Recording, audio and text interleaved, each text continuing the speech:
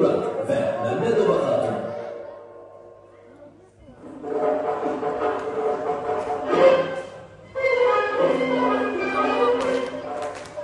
Mən nə qədər qoca olsam da gələnəm cahana, öləyi demədəm mən yavana, yaxşı demədəm mən yamana, qurban edədəm mən canana, malımı, pulumu, canımı mən.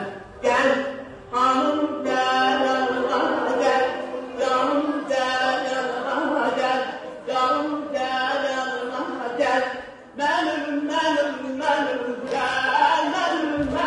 mənim gəl, arzusun gəl yanıma, canımı verədəm mən yanıma, qurban edədəm mən canana, malımı, pulumu, canımı mən.